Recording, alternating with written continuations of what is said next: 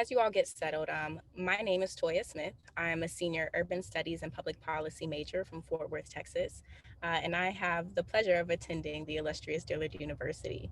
Um, Today, we're going to be having a panel discussion about whose America is it.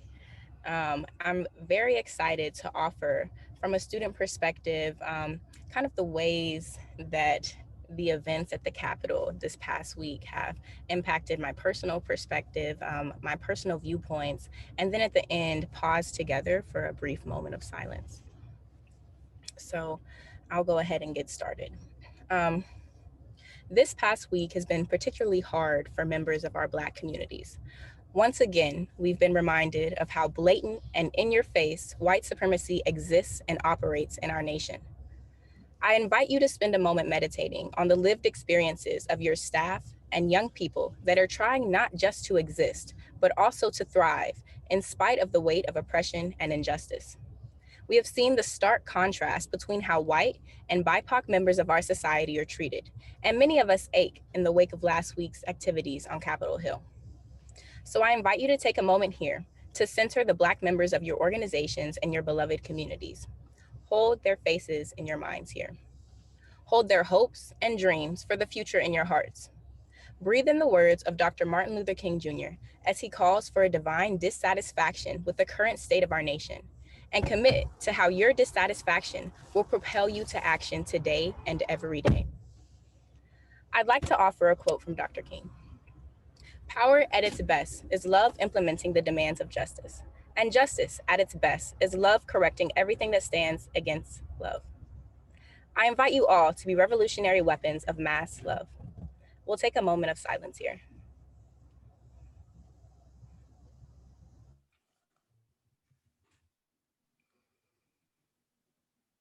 Thank you. It is now my honor to introduce our esteemed program coordinator for political science, Dr. Gary Clark. In addition to coordinating this event, political science, he is also the chair of the School of Social Sciences. He's also an endowed professor. Dr. Clark, I'll go ahead and hand it over to you and the rest of our panelists today. Okay, Toiya, thank you very much. It's good to see that you are on your way out. It's been a quick 4 years, and one of our quality students, quality people that we have here at the university, and I do appreciate your opening remarks.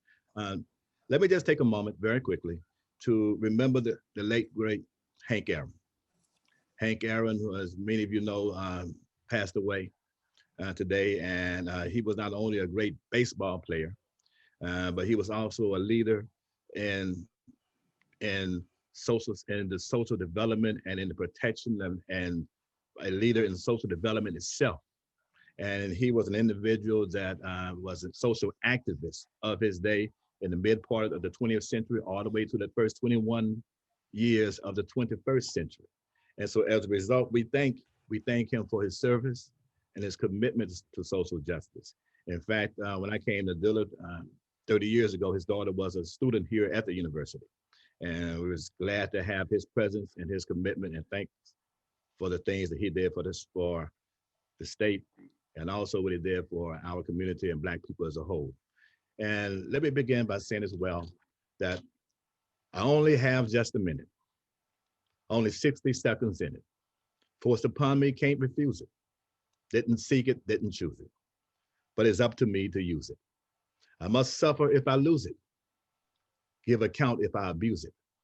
Just a tiny little minute, but eternity is in it. Those are the words of the late, great Benjamin Mays, who always loved to quote that poem. And many of you know. And I quote that because Hank Aaron was that kind of individual who took advantage of every minute that he had in life. And our panelists are those sort of people, two of whom I've known for over 30 years. Oliver Thomas and the great Oliver Thomas, and the former mayor of the city of New Orleans, Mitch Landrieu. And one person I've just met, and I know through her reputation, Attorney Baer, and we're glad to have you here. And the beauty of the two individuals that I mentioned first were Mitch Landrieu and Mayor Mitch Landrieu and Oliver Thomas. They take advantage of their minutes. I've never seen a time where they did not come to Dillard University. They have the mayor, he's come when they've only been 12 people in the audience alone. If you remember, Mayor Landrieu, when you came to talk to us, you had Mayor Nutter from Philadelphia came and we talked about the Clinton campaign and all these other occasions. And you've also come when you've had 1,200 people in the audience. And you're the same every way. And the same thing I can say for Oliver Thomas. No matter what, he will come when we ask him to come to our classes to speak, or when we ask him to come to a large gathering, instead that we may have just as this. So they've always been friends of the Dillard University community. In fact, and let me say this, and since I've been here over 31 years at the university, I have Mayor Mitch Landrieu gave the greatest and the largest ovation I've ever seen in Lawless Chapel. He was a state representative, and there were at least 20 well-known politicians as a debate. And when he walked into the chapel, it was almost a standing ovation, and they yelled, the students yelled. I've never seen that before then or afterwards. And that was a testament to his personality and what he feels about Dillard University and how he resonates and relates to the people in the African-American community. And do you remember that day, Mr. Mayor, when we had that debate on the campus, and you would come to my cable television show, and you appeared on that, and you were always there and available. And I say the same thing for Oliver Thomas. Strong, significant, understands, I have a great understanding of the institutional awareness of what policy is all about. So we're very fortunate to have you these three individuals on the panel today to talk about, and not only to be alive during this period, but who have an institutional knowledge and a policy awareness to talk about what is important to all of us as people of color and just people period in our society. And so what we're going to do is I'm going to give you the format for today, and then we're going to move forward. And that is, we're going to be very, very efficient in our time. And we're going to have, we're going to begin first and have with our remarks. We're going to begin with Oliver Thomas and Blair Condoll, Professor Condoll, and Oliver Thomas, the talk show host of WBOK and former city council member for the city of New Orleans. And then we're going to proceed to Professor Robert Collins, Professor of Public Policy, and she's going to talk about and talk with the Attorney Baer regarding public policy. She's the Public Policy Director for the Lawyers Committee for Civil Rights Under the Law. And finally, we're going to go to Mayor Landrieu, who's the CEO of Pluribus Unum and a former mayor of the city of New Orleans. And also, and I got to admit as well, that you're also the former president of the Mayor's Association. So you know, I could not go anywhere in America without a mayor stopping me and I say, I'm from New Orleans, asking me, do I know you? And talk about the work that you do. And so let us do this. We're going to open the discussion first with Professor Blair Condoll, my friend and colleague. And he's going to do some introductory remarks, 2 minutes remarks, and then regarding Oliver Thomas. And then we're going to proceed to Professor Collins and then Professor Ismail. And so let's begin. Thank you, Clark. Yes. It's truly an honor and a pleasure to be here and to be in front of you all today, such an esteemed panel. And I'm gonna do something that I very rarely do.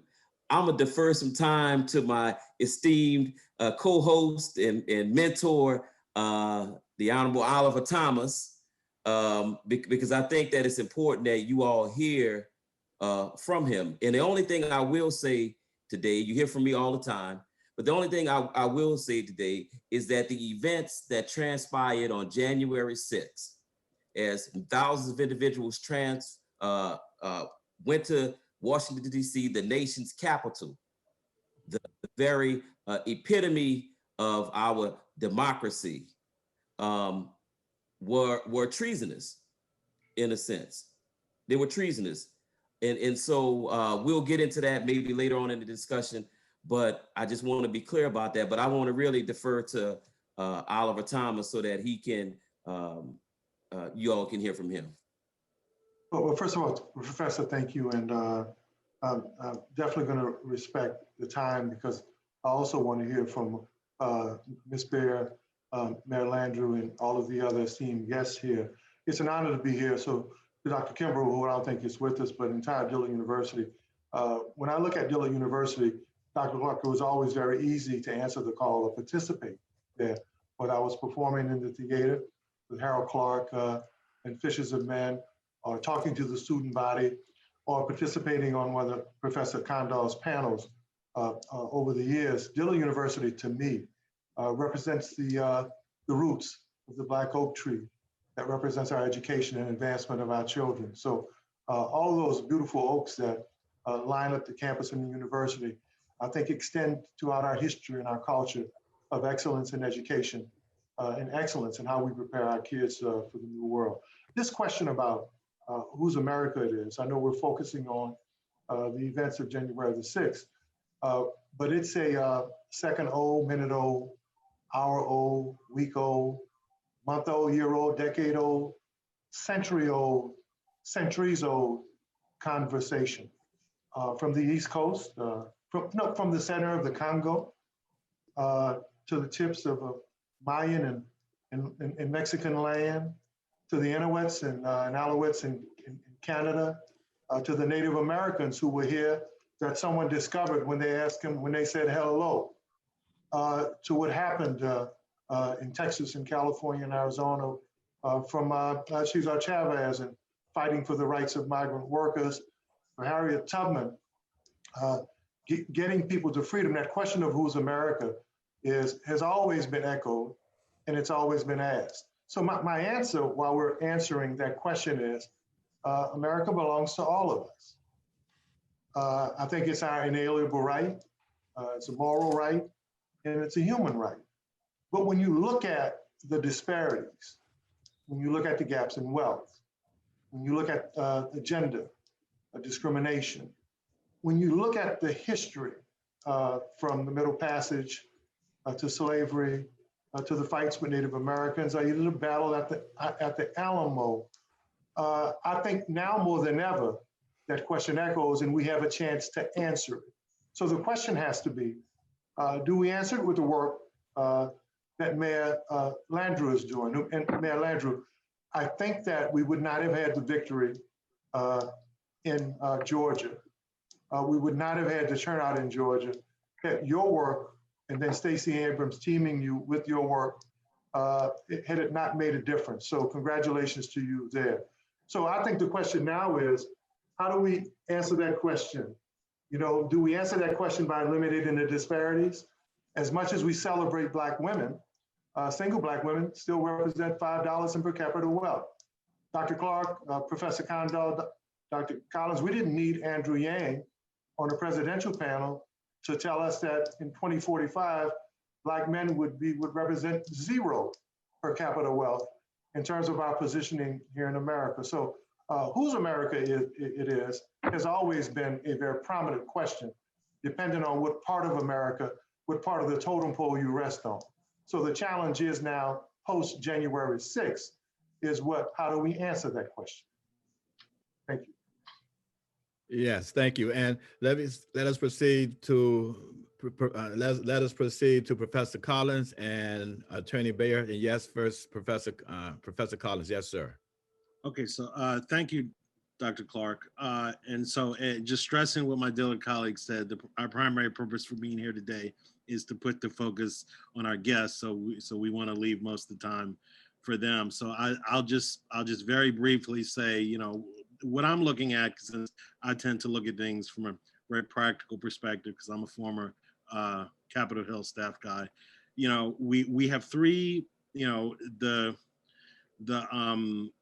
Democrats now, you know, have the trifecta. They have the White House, they have the House of Representatives, and they have the Senate. However, you know, the Republicans are going to be very capable of obstructing in the Senate, and we know they will, and we know they will.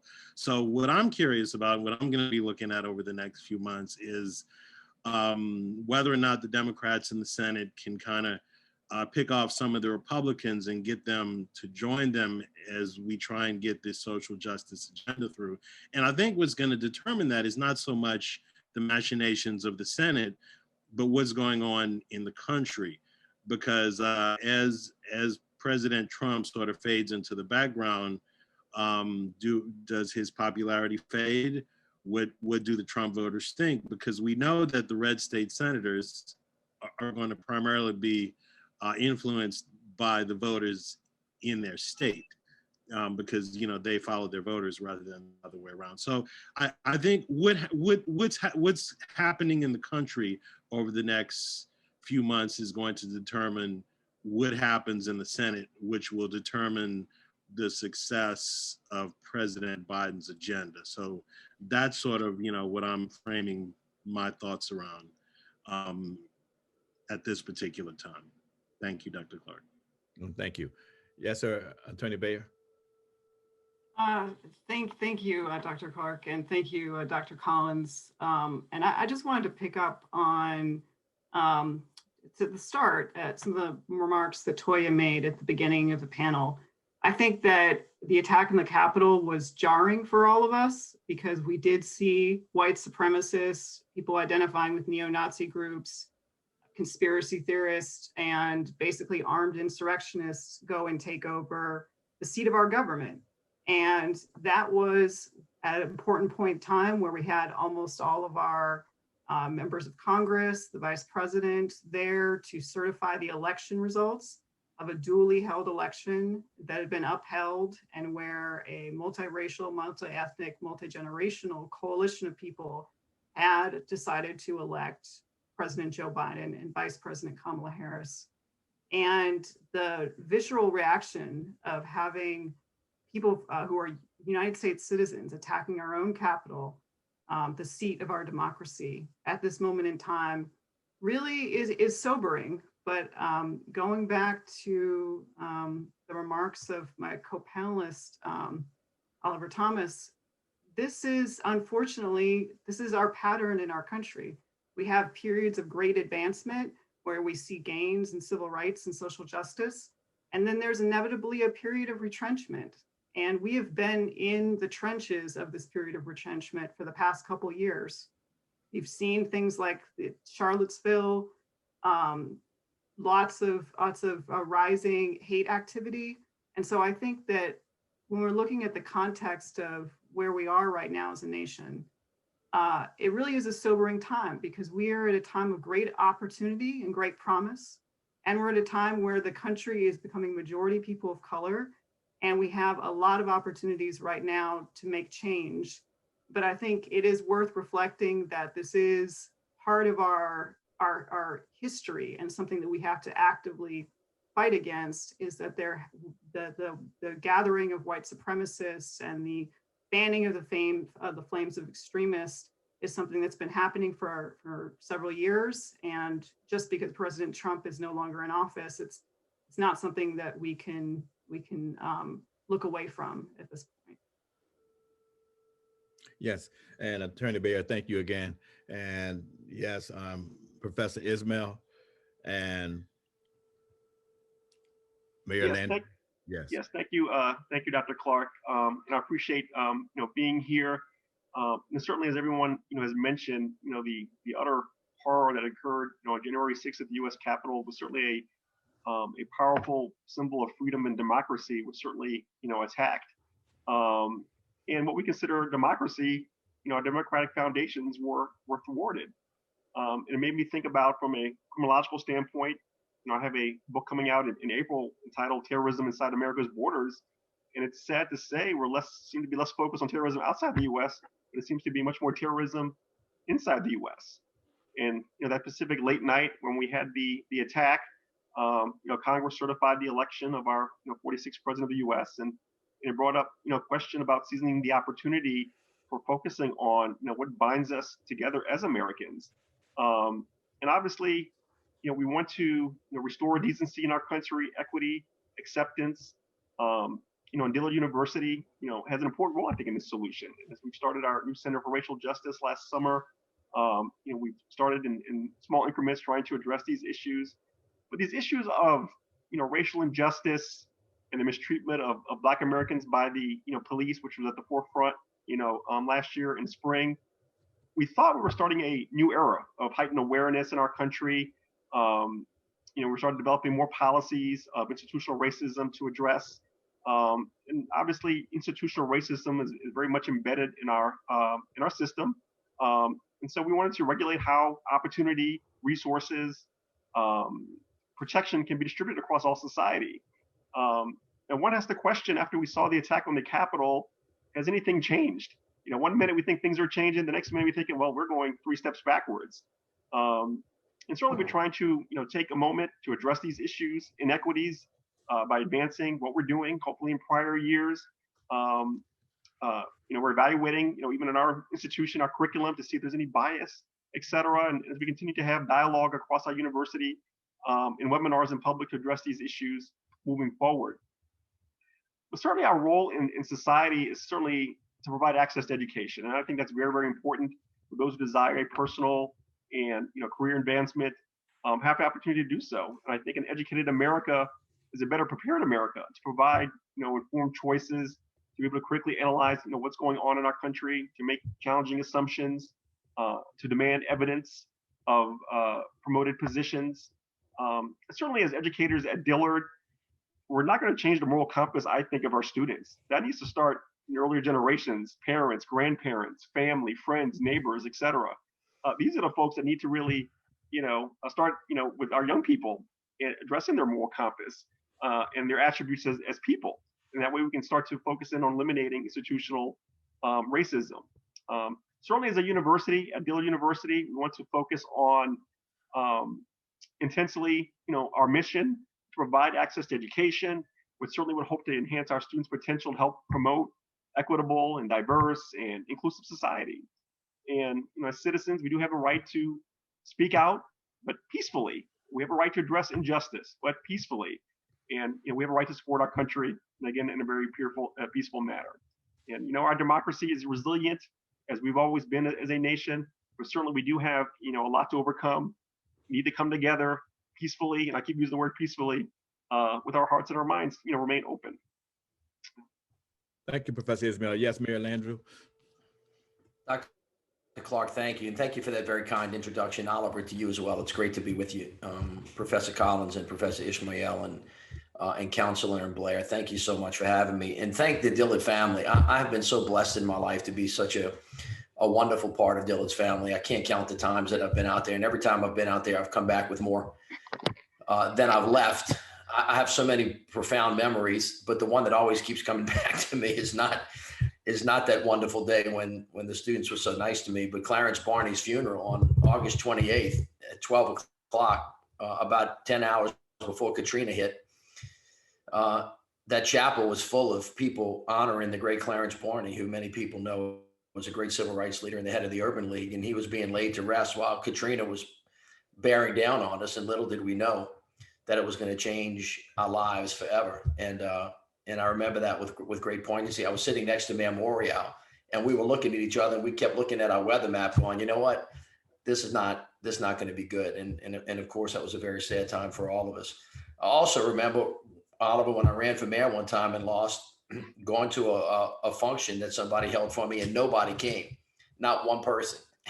And so, you get on both sides of the public liking you, not liking you, and it reminds you that that humility really is the order of the day. I have so many profound feelings about the things that we're talking about that I know we're going to be able to discuss in a little bit more detail. But I was so profoundly saddened by the events of January 6th. That was my first response. The second was fury. I just remember being furious. I mean, I just couldn't contain myself. I was so furious, and I was furious for a number of different reasons. One, as an American, and I believe that every American, irrespective of race, creed, or color, unless you're bent, was just so deeply insulted and assaulted by the attack on the sanctuary of democracy. Dr. Collins, you worked in that building. And you know that is the sanctuary of democracy, whether you're rich or poor or black or white. That is where our democracy, the idea, the thing that makes us so special, is cradled. And to have it desecrated the way that it was desecrated, and with such levity and joy, with not only T-shirts of Auschwitz on the bodies of men who didn't seem to care, but the Confederate flag that never made it into our state capitol in the history of our country, should have made every American stand up and, quite frankly, demand significant accountability for anybody and everybody that was responsible for that. However, it occurred to me at that time that a lot of white people in the country didn't pick up the other piece that I knew the African American community saw right away, which was the incredible pain at watching the disparate treatment of law enforcement writ large relating to how they dealt with American citizens who said that they were protesting their government. And I saw it from not only from that perspective, but from a mayor's perspective. We had lots of different protests in the city of New Orleans when I was the mayor. And there's no way that you can't not know when an event like that is going to take place. And of course, you take proper precautions to make sure that people are able to exercise whatever constitutional rights they're propagating, but you also make sure that you protect protesters. And absent some kind of inside information, absent some kind of proactive decision not to treat the individuals that were coming the way they treated them because they think that somehow white people are less dangerous than black people. When you juxtapose the way that law enforcement writ large, I'm talking about the higher ups, decided to organize protection with the Black Lives Matter movement for George Floyd and Ahmaud Arbery and Breonna Taylor, vis-a-vis the way that it was handled at that particular time, it took on a completely different light. And I think a lot of people in the country who were not paying attention because they don't pay attention did not see that immediately until voices were raised. And I think that's one of the greatest indictments that speaks to the issue of willful blindness. And so I find myself really thinking about willful ignorance and willful blindness, people not seeing what is obviously true in front of them, notwithstanding the fact that folks have been yelling at the top of their lungs.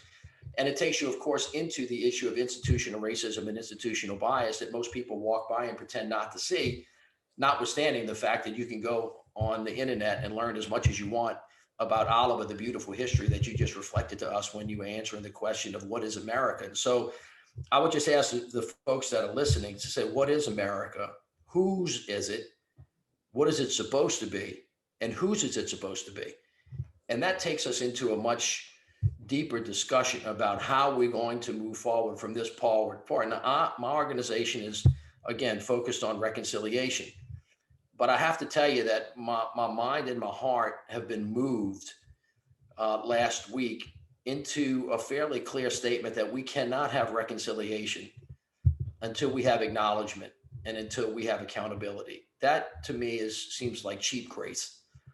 And I don't think you can get to the other side by just ignoring what happened. I think we have to take a long, hard look at it in multi-dimensional ways.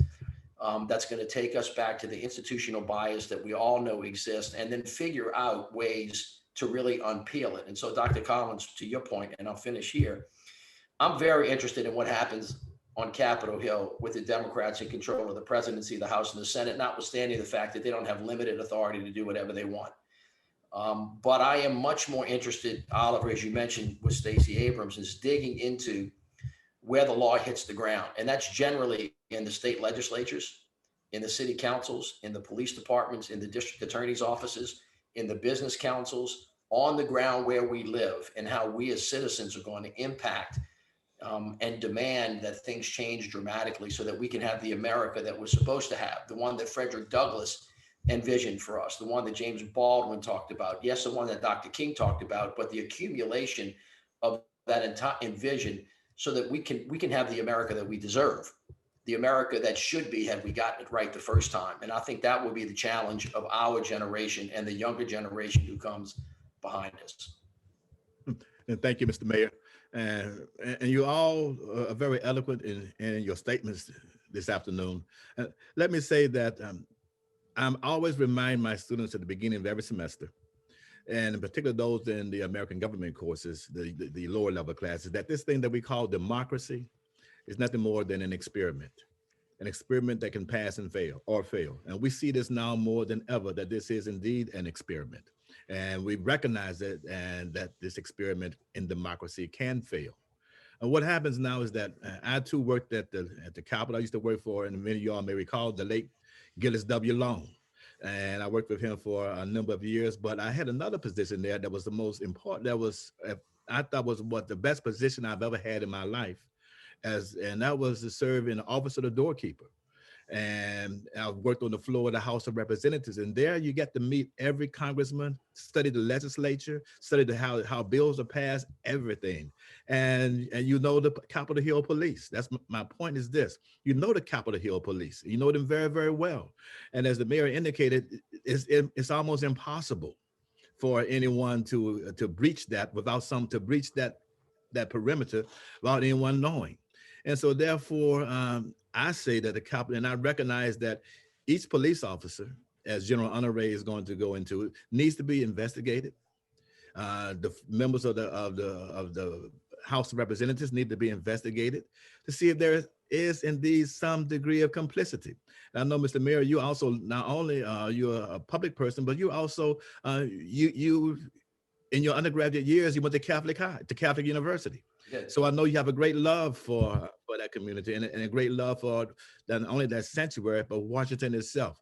You individuals, we are academics, but you are practitioners. Your feet are on the ground. You understand the processes. And so I'm going to ask this question to all three of you, and we will start with Oliver Thomas, and then Attorney Baer, and then Mr. Mayor. And that is to see from as Professor Collins indicated, from a very pragmatic standpoint, and it's called pragmatism and politics. Should the Senate, once the articles are received, should they proceed with the prosecution and of those individuals who are, should they proceed not only with the prosecution, but the prosecution of the President of the United States, the former President of the United States? Should they proceed with it? And if convicted, should they proceed? And if convicted, should they have another vote to allow him not to run again? And we'll start first with Oliver Thomas. And that's a question that you hear on the street. It's not an academic question. They want to know. Yes, sir. First name Absa, last name Lutley.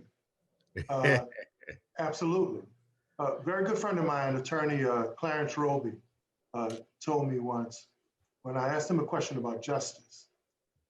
He said, how can you ever expect the people to be just or follow the rules of justice if the people who mete out justice are unjust?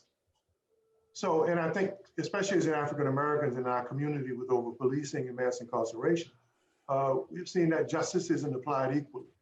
So the question is, absolutely, if we're going to start anew, if the six is going to set us in a new, as the professor always says, in a new and a reset, absolutely.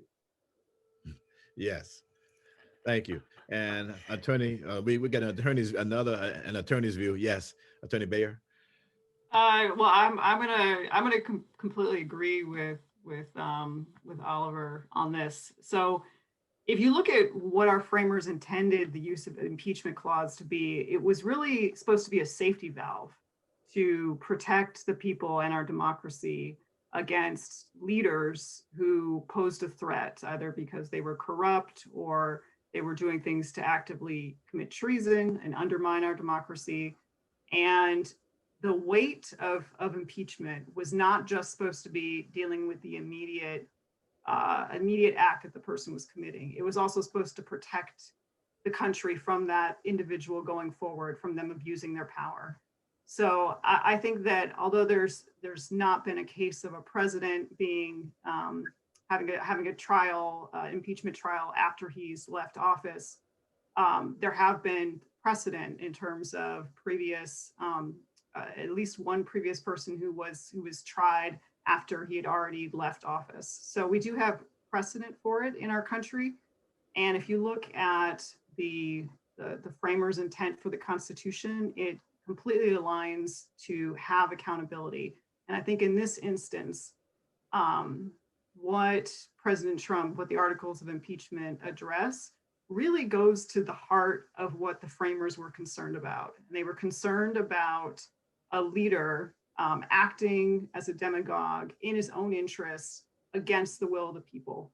And when you talk about inciting people to gather and go to our Capitol and challenge the very exercise of democracy, the certification of the election results, and the expression of the will of the American people, that really strikes at the heart of what our country was meant to be protected from through impeachment. So I think it would be appropriate for the trial to proceed, even though he's no longer the president. Attorney Baer, thank you. And Mayor Landrieu, yes, sir. I'm gonna chuckle here because, and I'm a push on OT because he and I ran the streets in Broadmoor when we were a little bit younger. And when I try to explain this to people, and I've been so blessed to sit in the White House and then the next morning, to be in Lower 9.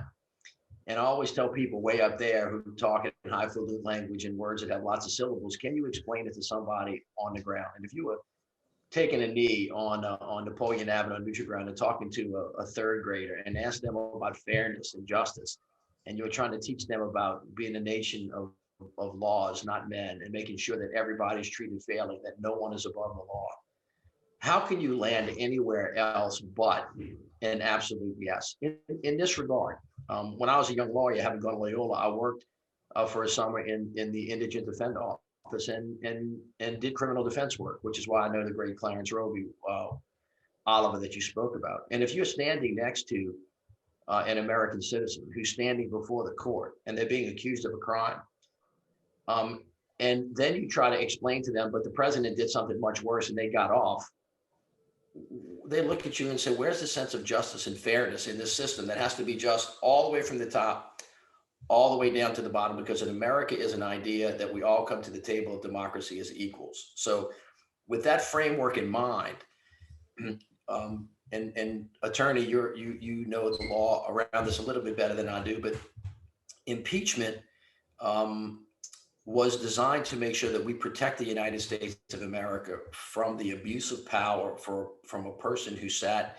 in the president's office. And there is no crime greater than the one that incites an insurrection against the government to destroy it. There is nothing greater than that in a democracy. And this president clearly, from the facts that we know and the evidence that we know, not just on that day, but as enunciated by Liz Cheney, he called it forth, he organized it, he incited it.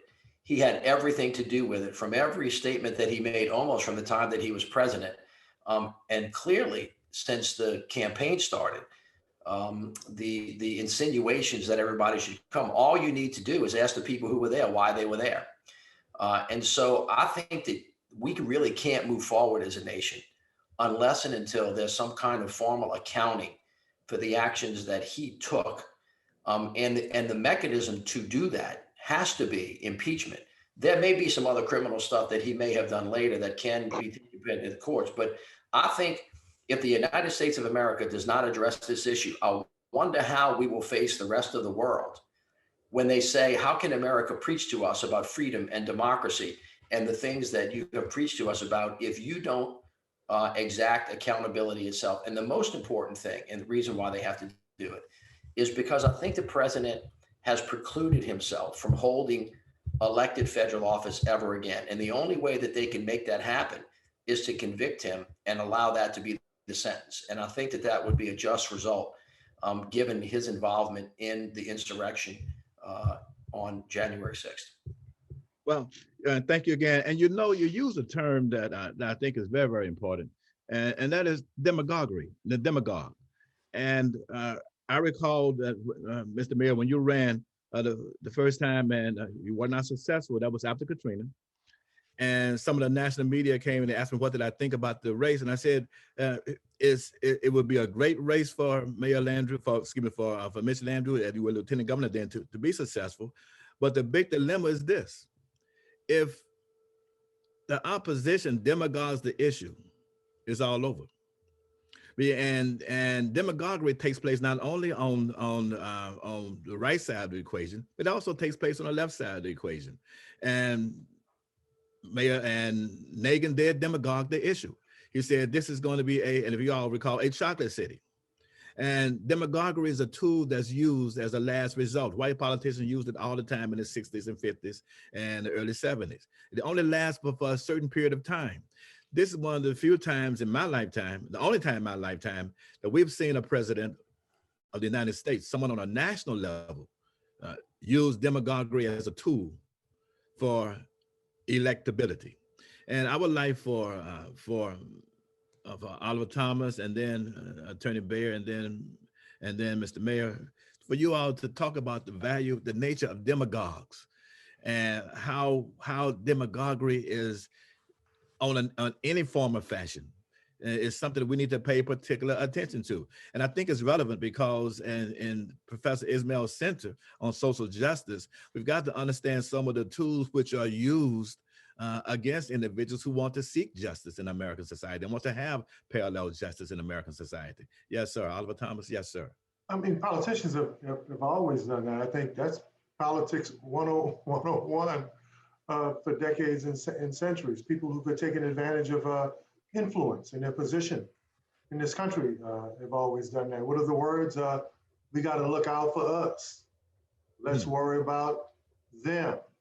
What are they doing? I mean, American politics and American influence has used demagogues and demagoguery for a long time. African-American elected officials and others have also done the same thing. We see it in redistricting. We see African-American politicians side with conservative extremists to create super districts with 90 and 99%, when the fairest way to do it, where there would be more balanced politics, was to give up a little bit of the population in your district so that we could have more balanced representation. Now, demagoguery is going to continue, and we have this question about what is America going to do? I think at some point, Congress has to make up its mind if it's American or not. You know, in a piece that I wrote not too long ago, I said at some point, American citizens, if not already, are going to need a passport just to get to DC.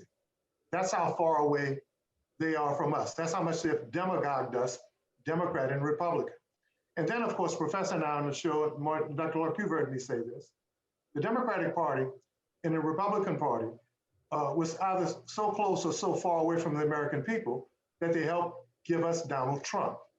So I think in terms of the politics of demographic they use, their political standing of the political elite versus us, when it discontinues at that level, at the highest level, when Congress decides it wants to get back closer to us and more representative of us, then maybe we can see issues like demagogues and demagoguery begin to wane. But it's a politics 101, business 101, influence 101, depending on who you're talking to one-on-one.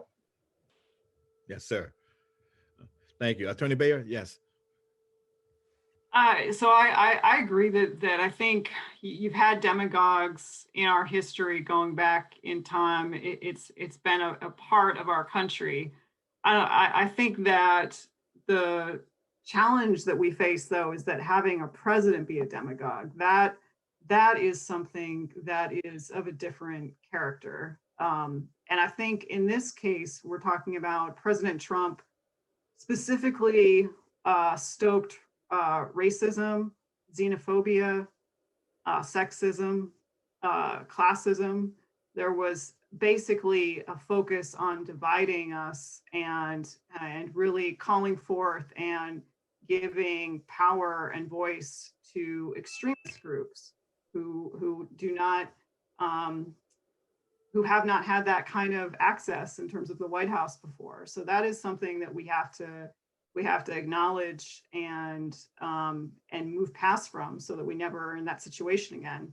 I think part of the challenge right now of the time we live in is that there's a lot of misinformation and there's a lot of disinformation.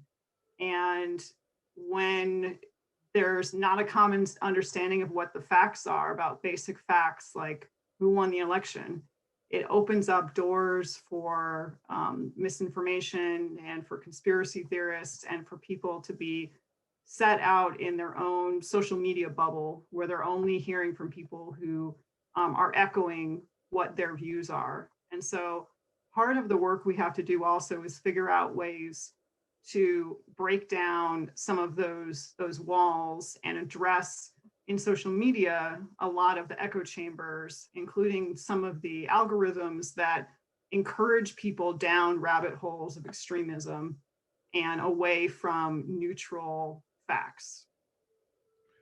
Yes, thank you, Attorney Baer. Yes, Mayor Landrieu.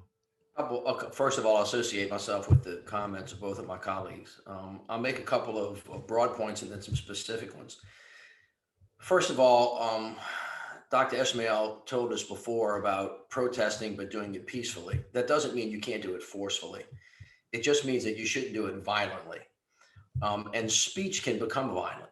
Constitutional scholars will tell you that throughout the entire Constitution, for all the students that are listening, you can go through every one of the Bill of Rights, and wherever there is a right, there is an equal responsibility to exercise that right in a way that's uplifting and edifying, not one that tears down. That speech is not always free because it's limited by how far it goes before you actually turn it into hate speech. And so that's where a demagogue is different from a politician that's exaggerating a little bit, that all of us do. But when you take that speech and you weaponize it, then you got a different thing going. And of course, Attorney Baer told us that when you put it in the mouth of the president, it's exactly the wrong place. But you know what? And Oliver, check me on this, you're a better historian than I am. He didn't say anything or do anything that we haven't heard in Louisiana and in the South from Bull Connor and from George Wallace and Jimmy Davis. And by the way, David Duke in 1990. And they speak in coded language. We all know this down here as being a dog whistle. Sometimes we have to explain this to our friends in the North about what this means. But Shakespeare knew what it was when he said, "Can someone rid me of this meddlesome priest?" When everybody knew what that meant. So I don't want anybody to, this bothers me about white people that have ears that won't hear. Don't keep making excuses for me about what you thought, what you didn't hear him say when you knew what he said. And there's a place beyond which he cannot go. And we as Americans have a right to limit that. So I think that's important. Secondly, Oliver spoke to taking all of that stuff and making it real where it counts. And I want the students to hear this. Who is elected to office matters. Who your district attorney is, who your police chief is, who your city council is, who your mayor is, who your state representatives are. Here's the reason why. And Oliver, you had Stacey Abrams on this morning who articulates this better than anybody in the country. If during the census we don't count people, then you don't count. That means when money comes down, you don't get any money for healthcare, education, schools, roads, bridges. When we're going through reapportionment, if the head of the governmental affairs committee for the Republicans and the Democrats get together in a back room and they decide to gerrymander districts just so they can get reelected, and they don't really care about what kind of legislation the people who get elected are going to create, then all of a sudden they can create divisions that do what? Create mandatory minimums that don't deal with the crack cocaine issue the way we're supposed to, that deal with bail. All of those laws are met that way. That happens during reapportionment. And who's in the state houses matters a lot. So the next time somebody comes to you and says, I want to be a state representative or I want to be a city council member, you talk about the police and who's supposed to fund the police and whether or not they're supposed to be use of force policies or whether or not they're supposed to, the way they treat with the community. All of that stuff happens in those spaces. And so that's why it's critically important, not just to stay focused on Washington, D.C., although it's critically important, but to stay focused on what's happening on the ground where you live right now. If you think about it, in the South, we've got a better chance than we've ever had. Let me take you across the South real quick. Atlanta, Georgia, Keisha Lance Bottoms. Birmingham, Alabama, Mayor Woodford. Montgomery, Alabama, Mayor Reed. Jackson, Mississippi, Mayor Lumumba. City of New Orleans, LaToya Cantrell. Baton Rouge, Louisiana, Sharon Weston Broome. Shreveport, Adrian Perkins. We have never had in the history of the country so many young African-American mayors of great attributes serving in those positions that can make a meaningful difference. But unfortunately, they're all serving in states that are red states where white legislators want to tell them what to do and what they can't do in their respective cities. And that's where the battle is going to be joined in real time in the next so many years, no matter what happens in Washington, D.C., unless Washington preempts them. So that's where the students who, if you want to make a difference, like really quickly, Washington's a great place to work. And I know Dr. Clark and Dr. Collins both work there, but being on the ground where it matters, that's where the room where it happens. I guess it's maybe we can understand it that way. Absolutely. What I'm going to do is I'm going to ask one more question to everyone. Then I'm going to ask, let you respond to some of the questions from our students. Can that work? Yeah. Great. And so, but one question I would like to have, and I'll start with you, Mayor Landrieu, and then we go to Attorney Baer, and then Oliver Thomas, and that is to ask, from your platforms that you work with and the platforms that you sit with, what would you say should be the most, I would not say the most important, but the immediate task that the new president, the Biden-Harris team, that they should do? We know they're looking at COVID, they're looking at immigration, they're looking at all of these, et cetera. But what, from your vantage point, should be the priority of this administration? Well, I had the, I loved being the mayor of the city of New Orleans. It was the greatest job that I've ever had. And I came in at a time when the city needed to be rebuilt. We were almost bankrupt. When you get to be the mayor of the city, no matter how many wonderful ideas you have, sometimes it's interrupted by inconvenient things like the oil spill in the Gulf. Mayor Cantrell, the hotel collapse. COVID and Katrina are instances like that. And right now, really singularly, the most important thing for America, especially as it relates to race, is to make sure that we get people healthy and safe as fast as we possibly can. Now, COVID, like Katrina, put a magnifying glass on everything that's right and everything that's wrong. And disparities, health disparities, economic disparities, every kind of disparity that exists between the white community and the African-American community is magnified tenfold by COVID. And right now, there's an article in the paper today about us not collecting statistics in a disaggregated way so that we can see who's getting the vaccine first and who's not. Communities that are hurt the most should be getting it. In Louisiana, that's the African-American community. And we're not even collecting that kind of data. And so I'm looking at everything right now through the prism of COVID. But clearly, as soon as that ends, and while that is being worked on, you have to do everything all at once. You have to readjust the criminal justice system through the Justice Department and the specific tools that they have. You have to deal with it through the Department of Homeland Security. You have to get, by the way, and I've been saying this for 10 years, and it just aggravates me that people act like this is the first time people are hearing it. The rise of white nationalism and white supremacy has gone unchecked in this country for the last 10 years. After 9/11, when the Department of Homeland Security was connected, all of the money that used to work on the ground in the United States started looking overseas and dealing with overseas terrorism. And the FBI took the eye off the ball, notwithstanding the fact that the Southern Poverty Law Center, the ACLU, all of the organizations said down here, don't be tricked by that. Everybody just went back in the woods for a little while. They're getting their stuff together. They're working hard. And by the way, you didn't even have to look that hard to know that most of the massive events dealing with massive gun violence that dealt with attacks was by white supremacist organizations. That is a clear and present danger in the United States of America that I think that hopefully the president will order the FBI and the Justice Department to focus on as we go forward, before we even get into economic justice and the reform of the criminal justice system. Absolutely. Yes. So I would echo a lot of what Mayor Landrieu recommended at this moment in time. But I would add to that I think prioritizing voting rights, it should be a top priority for President Biden and Vice President Harris. Since the Shelby County v. Holder decision in 2013, which, as the late John Lewis said, stuck a dagger into the heart of the Voting Rights Act, there hasn't been Section 5 preclearance of discriminatory voting laws and practices before they go into effect.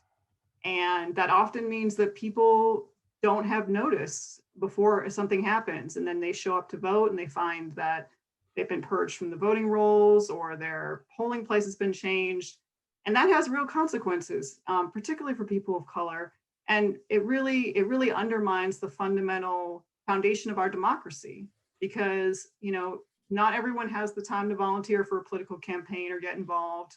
Not everyone has the money to donate to a candidate, but what we all have is the right to vote. And that's something that I think that that President Biden should work closely with Congress on passing the John Lewis Voting Rights Advancement Act, which would restore Section 5 preclearance and would also have a new coverage formula to ensure that any state or locality that's discriminating would be covered under its provisions. And also enact other pro-democracy bills like H.R. 1, the For the People Act, which would include a lot of things to make voting easier, and would also extend the right to vote in federal elections to people who are on probation and parole and who have completed their sentence, and would expand the right to vote. I think these are all the kinds of things that we should be looking to, because we've seen just an onslaught of voter suppression laws, and we saw a lot of practices during the pandemic that were suppressive, where you saw long lines in communities of color, you saw polling places closed, you saw attempted purges, and in the civil rights community, there was a lot of mobilizing effort, and there's a lot of mobilizing in local communities to get people registered and get them mobilized.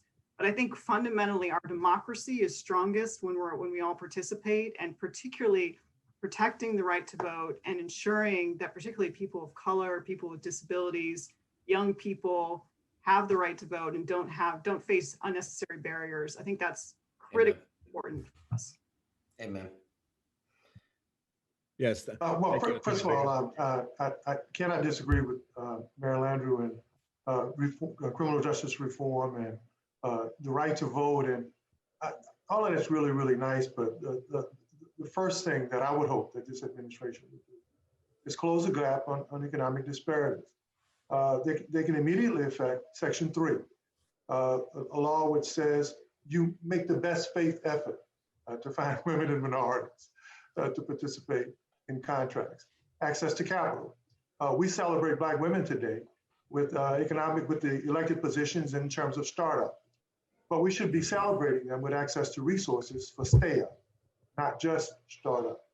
The disparity gap, after billions of dollars were spent in recovery in New Orleans, the disparity gap in earnings between Blacks and whites is 10% worse. Until they change this system and create something other than the capitalism that Prof and I talk about in the morning, it is amazing the level of wellness some financial independence can do for the Black community, for women. So to begin to eradicate poverty and to begin to infuse, and I say this all the time, if you just call out a poor community, to take 10,000 people and multiply them by the taxes they've paid over 40 years, that's millions and millions of dollars. And you don't see anything represented in terms of just what they paid in taxes back in their community. If the Biden administration wants to do something, give our people some cash.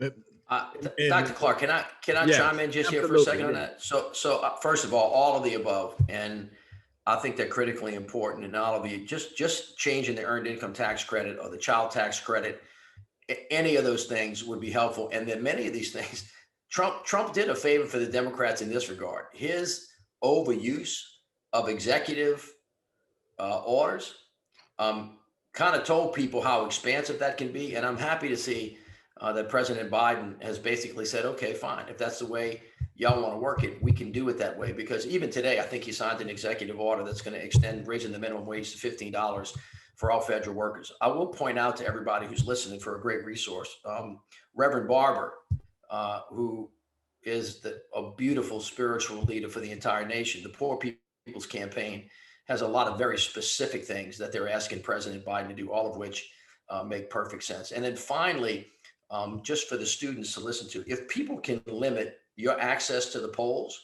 and limit who can vote and when you can vote, and then through gerrymandering can limit who you can vote for, you can understand how they can maintain power.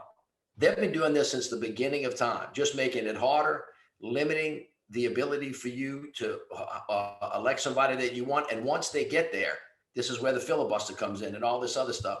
They can actually slow down what it is that you can do. So as Dr. Collins said earlier, even though the Democrats have the House, the Senate, and the presidency, there are institutional limits to how far and how fast they can go that almost have no sense of reason to a regular person on the street. Every one of those institutional designs, this is E. Pluribus Unum's theory, it is designed this way. It's designed so that we can be divided. And if we ever want to get back together again, we've got to redesign the whole thing in a way that's consistent with American theory of government, the way it was supposed to be, not the way that it has gotten manipulated over time. Great comments. And, you know, BOK once wrote that to understand politics in the South begins and ends with race. You understand that, and you talk about the Bull Connells of the world, and we've seen a different generation, another generation of them, and that is the way the process operates. And if you understand that it begins and ends with race, then much of the activities in which we engage in become somewhat predictable. Let me read a question from one of our students, Jemiah Robinson, and Jemiah says that during his presidency, we witnessed Trump's heavy influence the Department of Justice, among other governmental agencies, in cases against him and his peers, and escaped major crimes like tax fraud, sexual assault. Should there be a stricter laws in place to limit the power and legal invincibility of the president? And we can go with anyone that wants to respond to that. Yes. Well, look, I'll start in saying that one of the disadvantages in the African American community has been how the law has been applied. No one had to tell us that the system picked and chose who it would come down on in terms of mandatory minimums, who they would round up and incarcerate the most. It's proved us that. You know, so whether they have to redo the law, no, just apply it equally and fairly the way it was meant to be. So, you know, to focus on redoing, and let me say this, the last thing many of us want in our community, the way the system is now, is more laws. Because every time there are more laws, they affect the least of thee more than those who actually legislate and pass it and mete out so-called justice as it relates to those laws. Yeah, we need a law for you over there. Yes, sir. Anyone else? And Attorney Baer. I would not. What you have witnessed from the Republican Senate is a level of enabling and appeasement that you would never have expected. I don't want to say that none of the laws have to be changed, but I think Oliver is exactly right about this. You need to, who we elect matters, and how we hold them to account when they abuse their power matters dramatically. And we didn't do that at all. And that's one of the reasons why I think impeachment is so important, so that the United States government can set some parameters about what needs to be done and what falls within the bounds of laws that are supposed to be passed. Yes.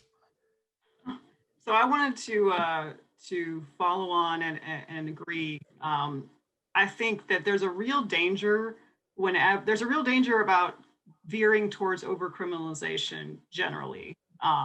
Anytime, especially this is the situation that's happened many times in the past. Something happens, and then Black and brown communities bear the brunt of increased policing, increased surveillance. At the Lawyers Committee, we worked with a coalition to oppose a new domestic terrorism charge, which was something that was discussed, because there are over 50 federal statutes that you can use to prosecute the armed insurrectionists who invaded the Capitol. The last thing we want to do is have a movement that was driven by white supremacy then result in more criminalization of communities of color. So I completely agree with that. With regard to accountability for the president and the independence of the Department of Justice, historically, the Department of Justice has always been independent. That's been one of the hallmarks of our country and our history, even going back to the Nixon era. There's been this independence, which I think is being reinvigorated. But I think that impeachment is the best avenue for holding President Trump accountable. And with regard to any other people in government who abused their power, or even people who aided and abetted the armed insurrectionists, I think there are criminal statutes on the books that can address that wrongdoing. I would just say briefly, looking at history, I appreciate Attorney Baer's comments. But if you look at the history of the Department of Justice, whether it was Dr. King or Malcolm, the Nation of Islam, Huey Newton, and the Black Panthers, if you look at the Department of Justice and the FBI in COINTELPRO, something for us to think about how independent and how fair they have been throughout their history. Yes, and this question comes from, thank you, Oliver, and this question comes from Will Sullivan, who's also been a longtime friend of the Dillard University community, who is actually part of the Dillard University community. And he asked, please tell us why we locally should care what happens nationally. People want streets that don't mess up their cars. They want their trash picked up. They want paychecks or government assistance on time. They want public safety. How should people in the neighborhoods connect to decisions and leaderships in Washington, D.C.? Let me grab that one first, since I was Jump all over. I know you are. I'll give it to you, OT. No, you can have it. Go ahead. Because I think people, from a mayor's point of view. Go ahead. One of the huge challenges is how little people understand how much cities depend on making sure that their relationship with the state and the federal government are good. So let me just take one example: Trump and COVID. Trump said, oh, y'all want PPP? Well, you're on your own. And so governors had to go compete with each other to find protective equipment so that they could give it to the nurses and the doctors at university hospitals so they could care for people from the city of New Orleans who were in harm's way. And because the president didn't coordinate with the governors and the governors didn't coordinate with the mayors, our healthcare providers didn't have what they needed, so they couldn't take care of anybody. Now that's a clear, now if you take that and you multiply that times 1,000, how do you fix the streets? Well, you get money from the federal government if they pass an infrastructure bill. But if they don't pass an infrastructure bill, you can't have money to fill the potholes.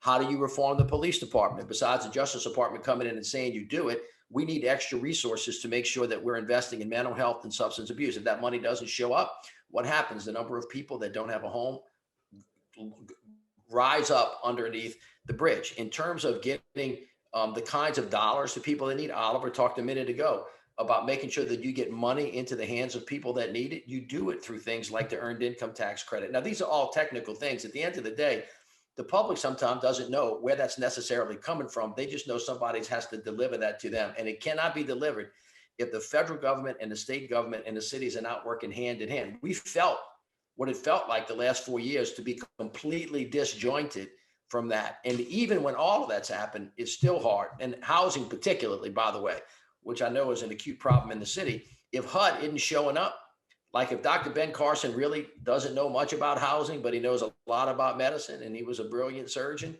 all of a sudden it gets really difficult when you're in the old BW Cooper, right? Or you at Harmony Oaks, or you at River Gardens, which used to be St. Thomas. All of a sudden, nothing's really working. And that's why what happens on the federal level is important. But it is equally important not to forget what happens in the State House. When it gets into the council, Oliver can tell you what that's like because he ran it. Well, for me, Mr. Mayor, you're right in terms of funding. If there's citizens out there who wonder why it should be equally important, when your federal government can drop off a truck with $48 million in Iraq to deal with regime change, but then you can't get $48 back for what you've put into the federal system. When they can make exceptions for deficits for federal spending for defense budgets in the Pentagon, but they can't create a law during a major emergency declaration that gives the same respect to cities with less than 500,000 people, like cities like New Orleans, that entertain up to 10 to 18 million visitors a year.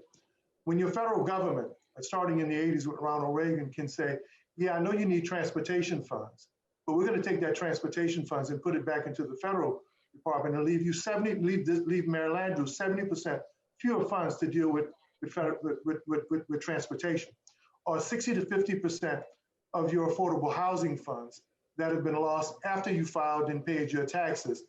I think you need to be concerned. There you go. Thank you, Oliver. You said it much better today. Yeah. I would echo that it is vitally important that there's every aspect of our lives is impacted by who's in power, particularly people at the local level, particularly the city council members, the mayor, people on the school board. So it is vitally important, and I would definitely echo that. And I also wanted to circle back, Oliver, to the point you made, which is very well taken. The Department of Justice has not has had systematic racism embedded. There has been a history of surveilling Dr. King, other civil rights leaders, movement leaders. So that definitely is something that continues to be reckoned with. But I think the idea that the president viewed the attorney general as his personal attorney, that is something that goes back to the very heart of abuse of power of the government, of not respecting the independence and the fact that all of our officials are supposed to be working on behalf of us, the people, not the individual president. Yeah, people might not appreciate, but when I was a mayor of the city, I had an executive council. That lawyer was really kind of the mayor's lawyer. Kept the mayor out of trouble. If the mayor wanted to do something, would come to me and say, you can do that or you can't do that. But it was really kind of the mayor's office's lawyer. I think the city council probably had one advising them too. But then there was the city attorney. That's like the attorney general on the federal level. The city attorney does not work for the mayor or for the city council. The city attorney works for the city. And even though they're appointed by the mayor, many times, Sharonda Williams and Nanette Jolivet Brown, now who's a sitting a federal district court judge, would say to me, I know you think you want to do that, but you cannot do that. And these are the reasons why you cannot do it. And even though I work for you, I work for the people of the city, and these are the reasons why I can't say yes to you. That's the way it's supposed to work. It's not supposed to work the way Donald Trump used it with Jeff Sessions, and with Barr, who were both abusive, and in my opinion, acted way outside of the scope of their authority, more so this time than in the history of our country. Thank you. We're moving toward our closing, but I have a question that comes from Jemiah Robinson, and this is for Attorney Baer specifically. And she's asking, you mentioned the rabbit hole that many people on social media go into, either intentionally or unintentionally. This has a lot to do with the algorithms of social media platforms like TikTok and Facebook. How can the government regulate social media outlets that contribute to the spread of misinformation? Thank you so much. That's a great question. So this is really an area that Congress does need to take action that's been largely unregulated because of the unique vantage points of social media companies, where they're not exactly a utility and they're not exactly a news media provider. They've kind of fallen into a gray area, and there's been a lack of regulation and a need to really update our laws so they match technology. There's lots of things that you can do in terms of expanding individual privacy rights for people who are actually using the social media platforms, and also affecting the algorithms. I think they found recently that of the people who stormed the Capitol as part of the insurrection, a number of them joined the Facebook group because it was suggested to them by the algorithm. Like over 50%, so a substantial number. So I think that when you see these algorithms actually leading people down a more extremist path, there has to be some accountability and responsibility for the social media companies. And there's lots of innovative ways that people have, that companies and other governments have taken to addressing this. Like if something is going viral, having a way to slow the spread, so it can be fact checked or have some sort of verification process, making sure that people are not being steered towards extremist groups through the social media platforms. There's other things that could be implemented. So I think really tackling internet reform and expanding privacy rights is definitely a significant priority for this Congress. Yes, and let me add. Attorney Baer. What's that? Everything she said. Yes. And let me add as well is that I would attend the political consultants conventions, and I remember 15, 16 years ago at the at a political consultants convention or so in San Diego or somewhere, and I recall that when the Facebook people came in that conference and they were there, they were better than the posters. They said to us that everyone who comes on our platforms, they self-identify. They say, I'm female, I'm 23, I'm whatever it may be. So we don't have to go and ask them to fill in a block or fill in something or say this or say that. So we already know what they're gonna do, where they're gonna go. And so we have a built-in mechanism for if you want to run for office, we have a direct mechanism that we can reach your voter. And we can micro target your voter. There's really very limited incentive, and quiet as it's kept, to regulate them to a large extent because they're very helpful in getting someone elected. I recall my grandchild said, I am tired of hearing Hillary Clinton pop up on my on my page. Tired, but they pop up on the kids' page and everywhere else. But let me do this. We have one final question from Robert Jones. And Robert Jones says, first of all, thanks, Dr. Ismail and all panelists, many of whom are my friends. Glad to be part of this. And this is Robert Jones. And how do we correct racism without going back to identifying what was done, who did it, and how it was done?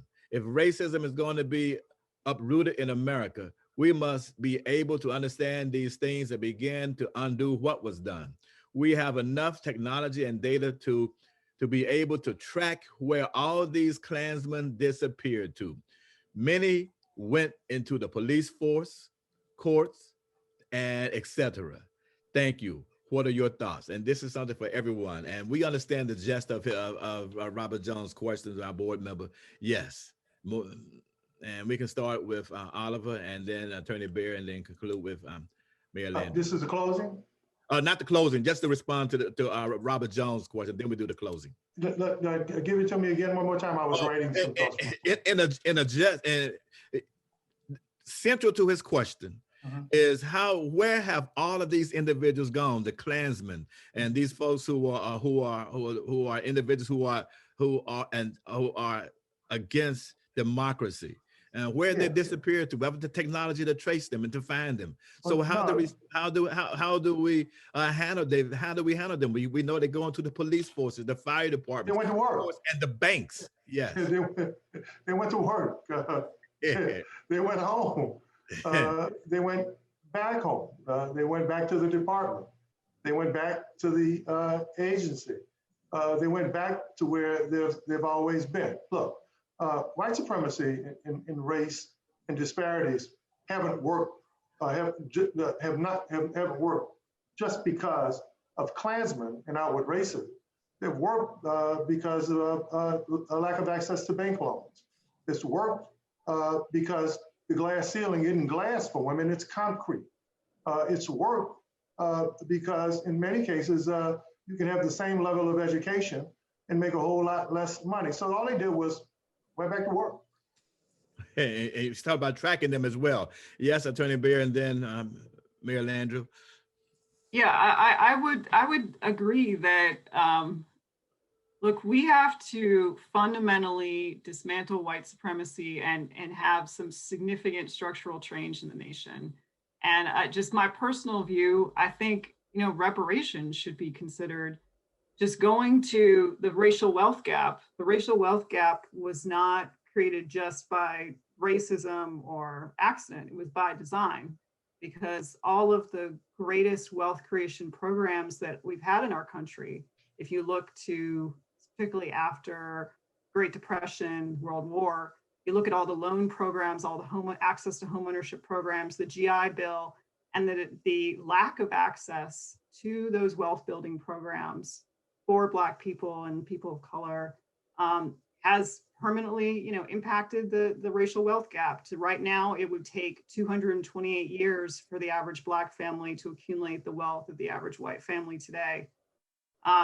So I think that when you talk about confronting racism, I think it goes back to the discussion earlier about that I think Mayor Landrieu raised, you need to acknowledge and confront, and you can only get to the point where I don't think we're ever going to be post-racial, but we are a multiracial, multi-ethnic society. And if we want to have equality and true equality, it really is going to take fundamental change across the board and a big reimagining of what the role the government should have in undoing systematic policies that have been enacted for generations. Thank I you. would, first of all, I agree with both what Oliver and counsel have said. I would just say a couple of things in relation to that. Number one, clearly slavery was our nation's original sin, and racism is our nation's Achilles heel. It is with us. It is present with us. It is part of our bone marrow. It is in many ways who America is, in some significant measure. It is taught from generation to generation. And if it's taught and if it's learned, it can be untaught and it can be learned a different way. And I think that we all have to commit ourselves, white, black, Hispanic, all people of color, white people, to really think through what our special role in this is going to be. I'm not culturally competent to ever even ordain to speak to an African American about what they should do, but I'm a white guy from the South. And so I'm culturally competent to be a white guy from the South.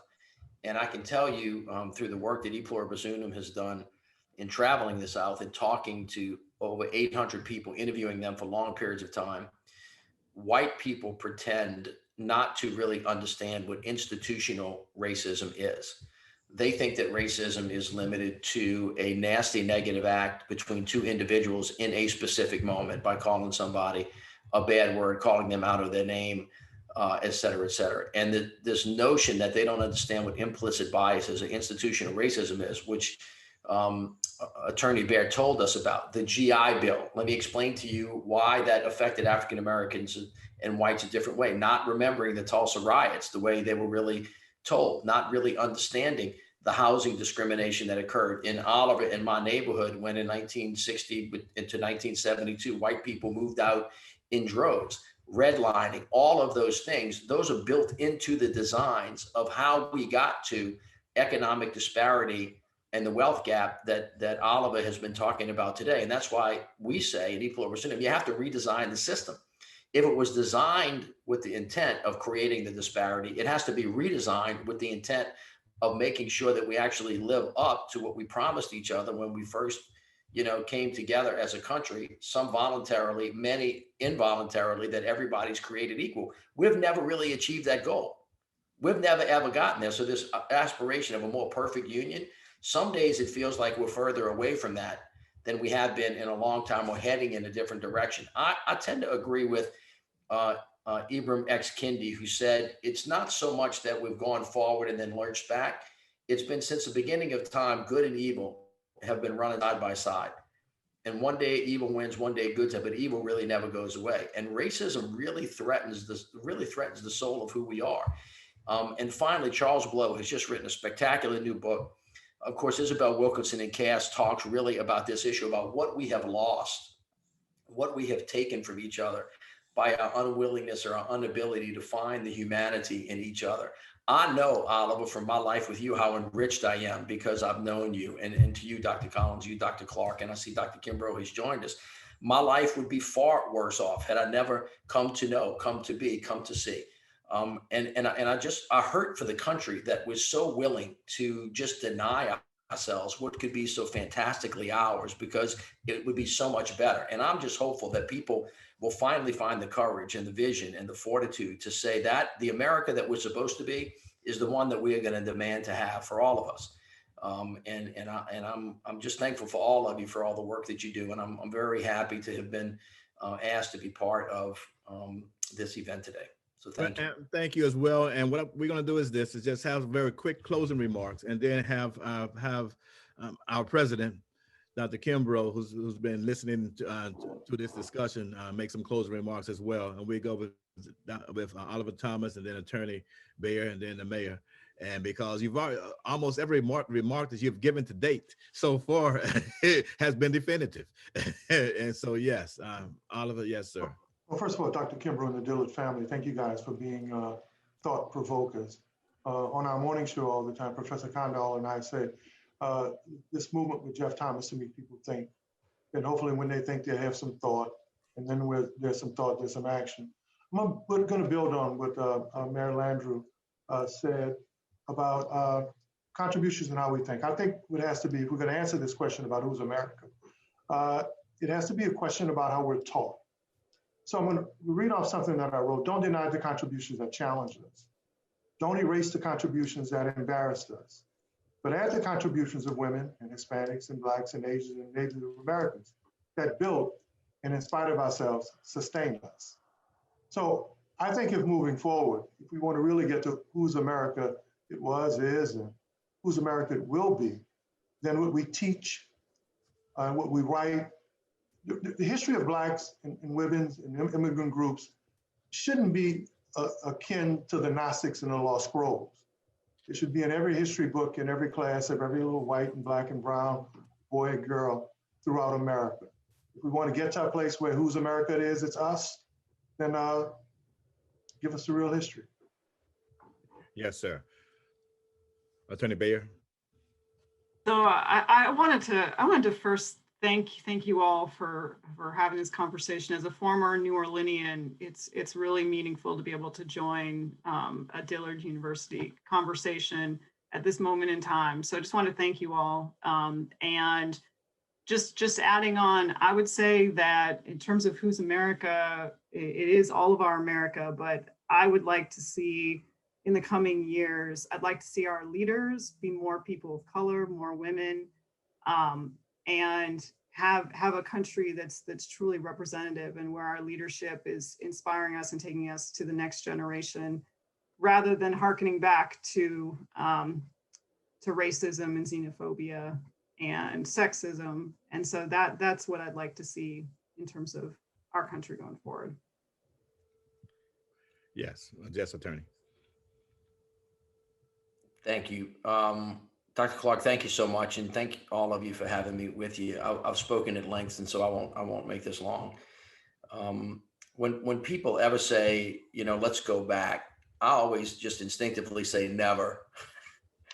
I always want to go forward, because forward's better than back. And Dr. Baer said it, for everybody that got a chance to see the fantastic Amanda Gorman the other day, that is the vision of what the future of America should look like. A 22-year-old took us all to school.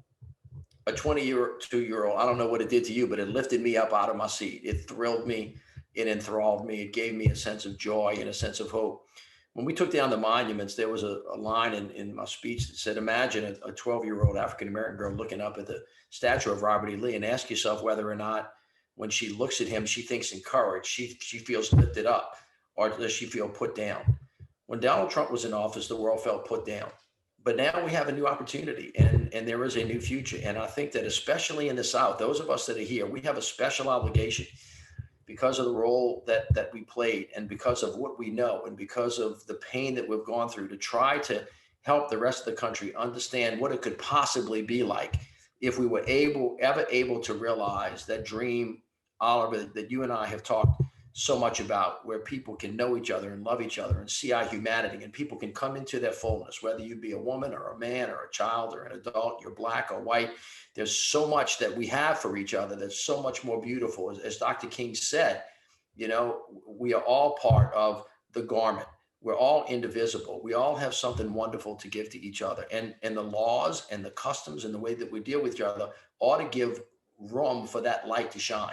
If we can create that, then I just think that there's so much more ahead of us, and there's so much better. And we ought to really get to the point where we're just not going to tolerate. We're just not going to accept anything less than what we know that everybody deserves. And thank you. I want to thank you all, because as panelists, there's one common thread that runs through the academics on this platform, and the panelists and the professionals as well, and our president, is that all of you are fearless. You are fearless in the fearless academics and fearless practitioners. And that's something that we like to instill in our students as well, is to go and do what you need to do in America, but do so and be fearless. And Professor and to our president, yes, Dr. Kimbrough, yes, sir. All I want to do is just thank all of the panelists. I had a chance to join right after the beginning. The way this webinar is set up, if I don't have my camera on, you guys don't know I'm there, which is great because then you're going to get distracted. But I heard a lot of really good things, a lot of compelling conversations. I want to thank particularly Mayor Landrieu for mentioning some books in terms of some things we should be reading. He didn't plug his own book, but I'll go on and add that to the list.